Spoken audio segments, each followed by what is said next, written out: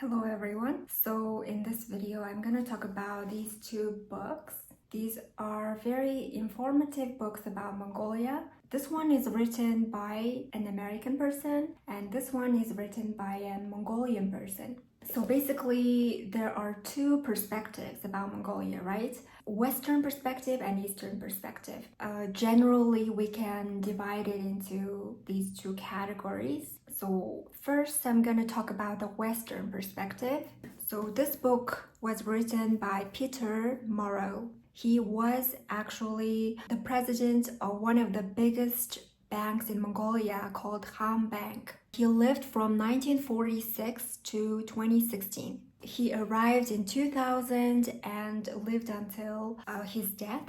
So everybody in Mongolia almost know about him. So when he arrived actually in Mongolia, he worked in the state-owned little bank, a small bank, agricultural bank, and then he transformed it into one of the biggest companies, if not the biggest. I would say the biggest because everywhere you go, actually the bank chain exists in every corner of Mongolia. In every village, in every province, Han Bank exists. So he was a very important person in terms of Mongolian bank industry. I really liked the front page because he basically defined all the Mongolian terms in English. For example, we say Amak as a province. Arak is a very famous drink, which is a fermented mare's milk. And I used to drink it when I was small. Even now, I like drinking it, even though it has alcoholic percentage, but it's not too much. But still, I drank when I was small and I really enjoyed it. And it has some medicinal benefits and stuff, so on and so forth. You can see all the important terms here. And the book had really interesting images. For example, this one is showing a shaman doing his or her ritual. Here he is visiting a Buddhist monk. Here he met the eagle hunters. And basically he went everywhere in Mongolia. And one thing I really liked about him is that he really enjoyed paintings by different Mongolian artists and supported them a lot. Han Bank is still continuing the tradition of supporting these painters and artists by financing their exhibitions, and also the main Han Bank central office has a big gallery on the first floor. So that shows his commitment to the love of paintings and art. So I really like that side of him. And so if you read this book, I think you will have a very wholesome, all-encompassing view of Mongolia because he lived for 16 years in Mongolia. Also, he has a chapter about life in Ulaanbaatar, and he was talking about different cafes and restaurants that he visited, and also reminisced about the fun times that he had with his Mongolian friends. He is sitting in his first apartment in Mongolia, and I would recommend this book for all English speakers who are interested in Mongolia, and also for Mongolian people who are learning English, because we always have a desire to express ourselves to foreign people about Mongolia, like different things, for example, explaining what is Arak and things like that. So you will have an extensive vocabulary to explain Mongolian things. So I think this book is really useful for translators, guides, and for myself.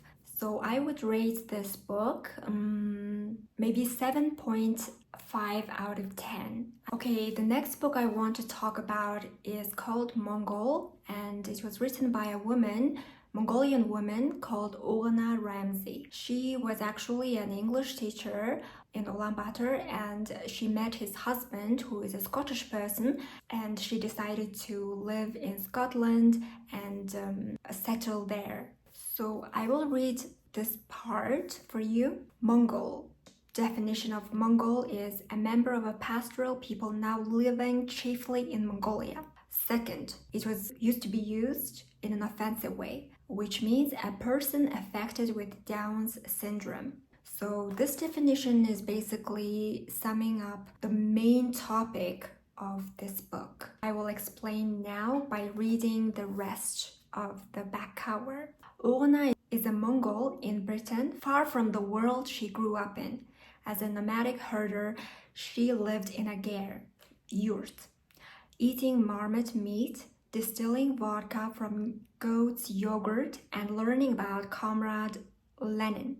When Orna's newborn son Billy is diagnosed with Down syndrome, she finds herself facing bigotry and taboo, as well as heartbreak.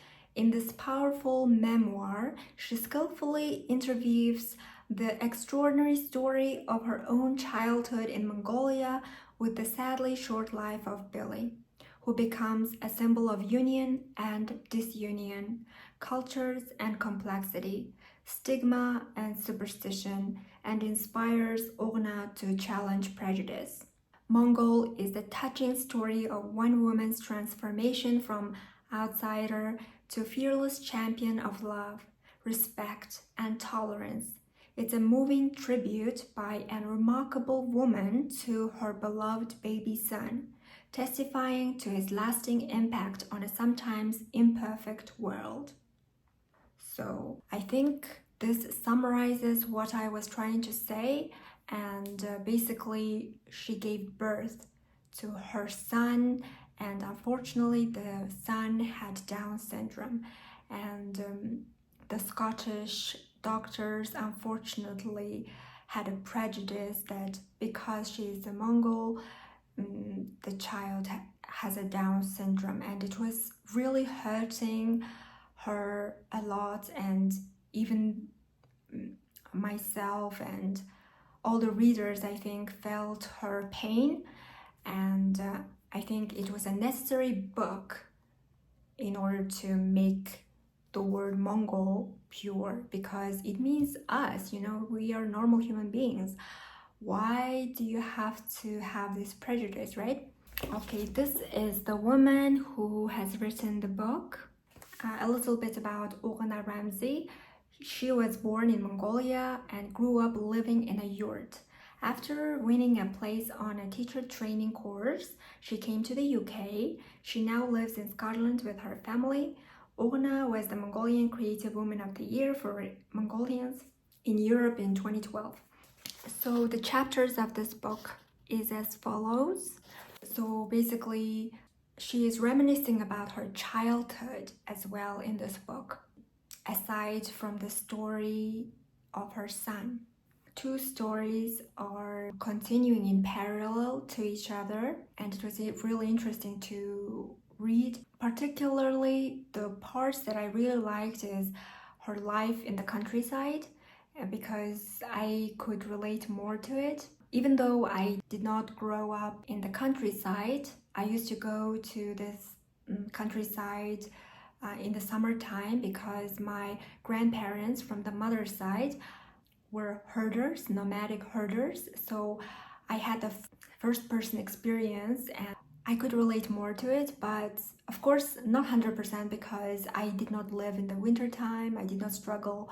I did not see the struggle. I did not experience the full struggle of being a nomadic herder, but she did, and she beautifully executed her writing in this book. Similar to this book, I expanded my vocabulary of, for example, boards, making boards, what kind of vocabulary should I use, things like that. And it was really helpful for me because I was preparing for my IELTS test, and usually IELTS test asks different kinds of things, especially about one's home country. For example, there is a question in IELTS test, name a very famous traditional dish of your country and explain how it is made, for example. And for me, it was a bit difficult to explain because I did not know the words. But this book, for example, had recipe for boards. So it was really helpful for me. And both of these books also expand a lot about Mongolian history because, Mongolian history, especially related to the Soviet Union, because we were part of the Soviet Union and it has influenced our lives a lot. Even like our writing has changed from this to this. So it has infiltrated everything.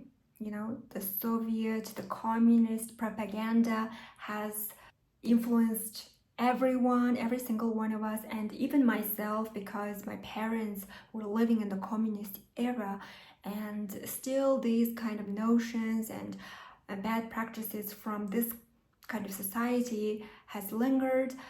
Of course, democracy has its low points and high points, but communism really had really bad effect in my country, I think. Of course, there were good sides as well, like we had a lot of factories, and basically the quality of content or quality of art or quality of products were kind of higher in a sense. I don't know how to say it, like the Russian vibes, you know? Like, for example, we joke about Nokia, this Nokia being indestructible, and we kind of associate like Russian things to this kind of phone because it's very durable, things like that, compared to Chinese things. Like Chinese things are very cheap, but sometimes most of the times the quality is not that great. During the communist era, of course, we were solely dependent on Russia, Soviet Russia, not China. So that's what I think about communism. I would rate this book 9 out of 10 because I think I just feel like I'm more closer to this book. I feel, because I think maybe it's written by a Mongolian person, I feel closer to her writing. And also she mentions a lot of things that she encountered, which are differences in Mongolian culture and Scottish, British culture. So that was really interesting to read as well. Also, this book touched upon the differences between America, Western culture, and Mongolian culture, and that was interesting because it was from the Western perspective. So I think these two books really balance out each other. Like if you read these two books, you would have all the information that you need about Mongolia on the beginner level, I guess. And both of these books also talk about like different customs that Mongolia has and not necessarily is common in Western culture. So if you're visiting Mongolia, I would recommend reading at least one of these books to get accustomed to the Mongolian thinking. Okay, thank you for watching my video. I hope to make more videos, and so stay tuned.